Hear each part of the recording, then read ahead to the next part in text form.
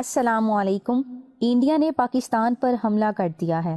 بھارتی سرخ ٹماٹروں پر پابندی لگانے سے درجنوں پاکستانی شہید ہو گئے، جبکہ انڈیا کے پانی بند کرنے سے بھی کافی ہلاکتوں کا خدشہ ہے۔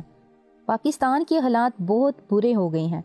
پاکستان عالمی سطح پر تنہا ہو گیا ہے۔ پاکستان چند ہفتوں میں ختم ہونے والا ہے۔ ارے یار، ایسا ہو سکتا ہے؟ یقیناً آپ بھی سوچ رہے ہوں گے کہ کبھی بھی نہیں۔ تو ناظرین محترم، گھبرائیے مت، یہ صرف انڈین میڈیا کے تڑکے اور بڑکے ہیں۔ ریئل میں ایسا ہوتا ہے کہ انڈین کے ایئر شو میں انڈیا کے نالائق پائلٹوں نے جہاز کو آپس میں ٹکرایا، جس سے وہ دونوں جہنم واصل ہو گئے۔ جب انڈیا نے ٹماٹر بند کر دیے تو ٹماٹر کے بند ہونے کی وجہ سے انڈین ٹماٹر 70 روپے فی کلو سے گر کر 2 روپے فی کلو پر آ گئے ہیں، اور وہاں کے کسان میڈیا پر آ کر رو رہے ہیں۔ ناظرین، آپ دیکھ رہے ہیں یوٹیوب کے اس منفرد چینل مائی ڈائری کو، جس نے اس ویڈیو کو ترتیب دینے کی جسارت کی ہے۔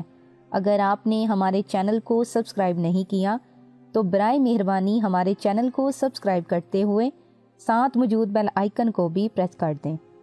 جی ناظرین، تو یہ ہے انڈین میڈیا اور ان کی حکومت کی اصلیت۔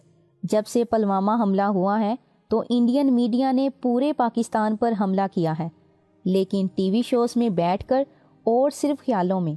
جب پلوامہ حملہ ہوا تو انڈین میڈیا نے نہ صرف پاکستان پر الزام لگایا، بلکہ 1 گھنٹے کے اندر اندر ہی انڈین میڈیا نے پاکستان پر حملوں کے بڑکے مارنا شروع کر دیے اور ہر جگہ پر بدلہ بونکنا شروع کر دیا۔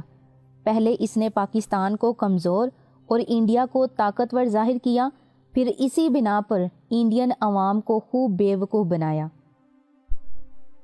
پھر وہاں کی عوام کو بھی غرور اور تکبر آیا کہ ہو سکتا ہے جو میڈیا بول رہا ہے، شاید ہمارا ملک ریئل میں طاقتور ہو۔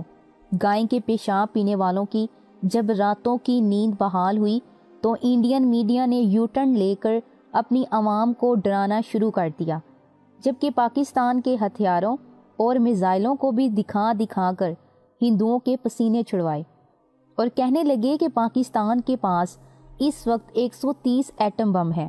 اگر پاکستان نے حملہ کیا تو یہ پورا ہندوستان دلی، ممبئی اور کلکتہ سمیت تباہ و برباد ہو جائے گا۔ تو ایک دفعہ پھر گائے کے پیشاب پینے والوں کی نیندیں اڑ گئیں۔ پوری دنیا میں انڈین میڈیا سے گندی ترین میڈیا آپ کو کہیں اور دیکھنے کو نہیں ملے گی۔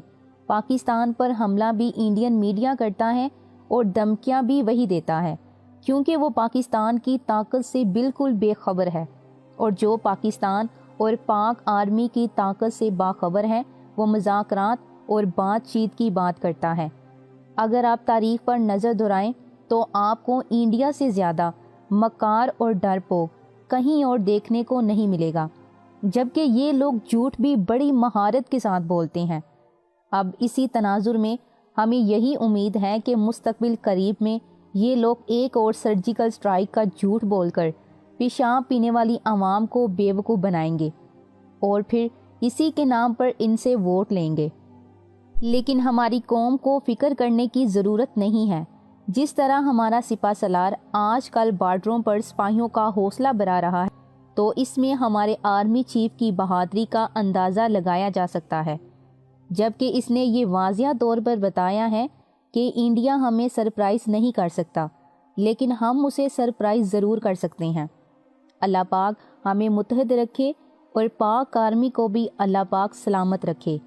پاک آرمی زندہ باد، پاکستان پائندہ باد۔ Thanks for watching. اللہ حافظ۔